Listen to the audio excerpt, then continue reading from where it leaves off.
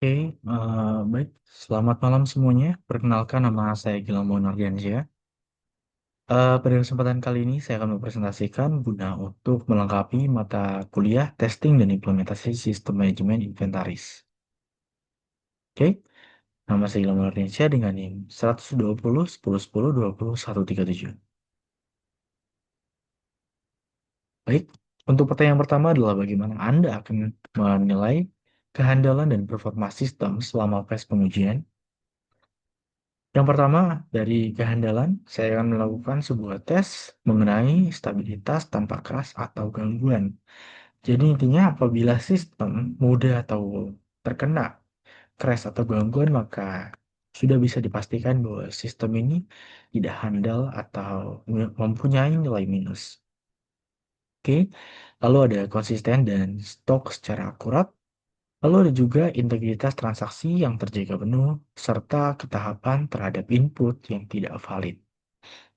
Jadi intinya apabila memang ada input yang tidak valid dan ternyata dia lolos, maka bisa dipastikan bahwa sistem tidak handal dalam mengelola. Oke, lalu dari sisi performa, bagaimana cara saya menilai adalah yang pertama dari waktu respons cepat untuk input dan pencarian. Apabila dalam waktu input dan pencarian mengalami delay, maka bisa diperkirakan terjadi sebuah performa yang sangat kurang. Lalu jadi kecepatan pembuatan laporan. Tentunya ketika kita input, tentu ada harus laporan sebagai output. Jika dalam menarik laporan terjadi sebuah gangguan, meskipun inputnya terbilang cepat, maka bisa dibilang performanya cukup minus. Lalu ada juga uji simulasi beban dengan banyak pengguna. Jika hanya satu pengguna, maka bisa dipastikan bahwa sistem ini mungkin bisa berjalan dengan cepat. Namun bagaimana dengan banyak pengguna? Apakah dari sisi server mampu untuk menahan aktivasi-aktivasi dari beberapa kredensial tertentu yang aktif secara bersamaan? Lalu ada juga yang keempat mengenai efisiensi penggunaan sumber daya sistem. Oke, aspek kehandalan memastikan sistem berfungsi dengan benar, sedangkan performa mengukur seberapa efisien sistem menjalankan fungsinya. Oke, untuk soal kedua adalah gambarkan dua skenario uji coba yang mungkin dihadapi dalam implementasi manajemen inventaris. Untuk skenario satu adalah lonjakan transaksi secara bersamaan. Mensimulasikan beban tinggi saat banyak pengguna melakukan transaksi secara serentak. Menguji stabilitas dan responsif sistem di bawah tekanan. Lalu untuk skenario 2, adanya kesalahan input data. Memasukkan data yang tidak valid seperti stok negatif atau duplikat. Untuk memverifikasi validasi data dan mekanisme kontrol kesalahan sistem. Skenario ini dirancang untuk mengidentifikasi potensi kelemahan sistem dalam kondisi ekstrim dan tidak terduga. Oke, berikutnya adalah mengenai identifikasi dua jenis uji yang dapat dilakukan untuk memastikan keberlanjutan kinerja sistem. Yang pertama, jenis uji yang mungkin bisa kita lakukan adalah load testing. Menguji kemampuan sistem, menahan beban kerja ekstrim, dan menentukan batas performa maksimal. Sehingga kita tahu sampai di mana titik sistem ini mungkin akan memiliki batasan. Lalu yang kedua adalah regression testing, yaitu melakukan uji coba untuk memastikan pembaruan atau perubahan kode tidak merusak fungsionalitas yang ada sebelumnya. Oke, tujuan utamanya dua testing atau uji ini dilakukan adalah untuk menjamin stabilitas sistem jangka panjang dan adaptasi terhadap perubahan kebutuhan bisnis. Pengujian ini cukup krusial untuk memastikan sistem tetap tangguh dan fungsional seiring waktu. Oke, pertanyaan berikutnya adalah mengenai apa perbedaan antara maintenance preventif dan korektif dalam konteks sistem manajemen inventaris tersebut. Oke, maintenance preventif versus korektif. Preventif sendiri bisa dibilang memiliki fitur-fitur seperti cadangan data rutin, pembaruan sistem berkala, pemantauan kinerja berkelanjutan, serta pembersihan cache dan log sistem. Sedangkan untuk maintenance korektif lebih ke arah perbaikan bug dan error yang muncul, pemulihan sistem setelah kegagalan, penanganan gangguan tak terduga, serta penggantian komponen yang rusak. Jadi simpulannya adalah perbedaan mendasar terletak pada pendekatannya. proaktif untuk mencegah masalah, serta reaktif untuk memperbaiki masalah. Oke. Lalu berikutnya adalah, misalkan ada penurunan performa sistem setelah beberapa bulan penggunaan, maka jelaskan langkah-langkah konkret yang akan Anda ambil untuk mengidentifikasi dan memperbaiki masalah tersebut. Yang pertama adalah analisa logs.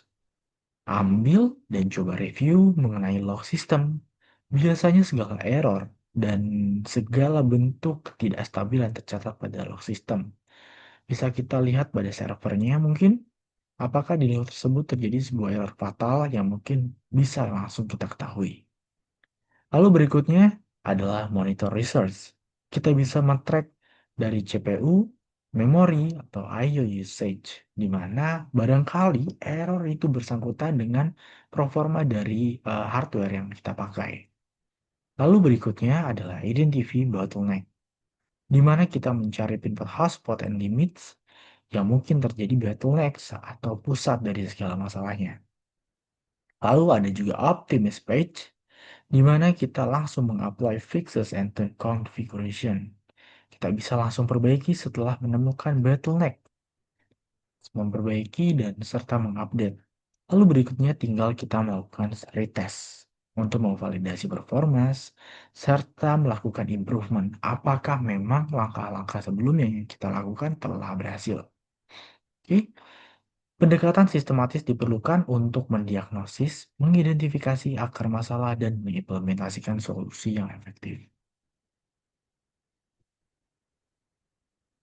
Oke, bagaimana Anda akan memastikan sistem manajemen inventaris berjalan dengan baik, termasuk rencana darurat jika terjadi kegagalan? Untuk menjamin ketersediaan dan rencana darurat, yang pertama kita bisa lakukan monitoring real time, deteksi dini anomali dan potensi kegagalan. Monitoring real time ini sangat perlu karena kita dapat memonitor sistem secara real time sehingga kita langsung dapat mendeteksi apabila terjadi anomali atau kegagalan pada saat itu juga dan kita bisa segera melakukan mitigasi atau pencegahan.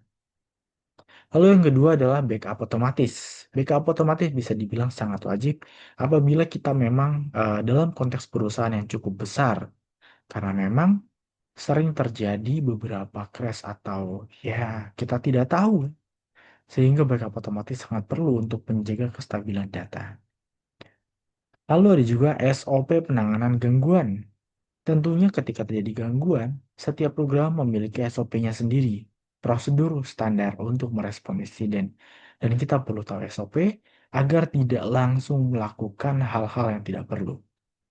Lalu ada Disaster Recovery Plan, ERP, strategi komprehensif untuk pemulihan bencana. Dan yang terakhir ada Restore Data, kemampuan memulihkan data dengan cepat jika terjadi kegagalan, atau yang biasa kita sebut sebagai rollback.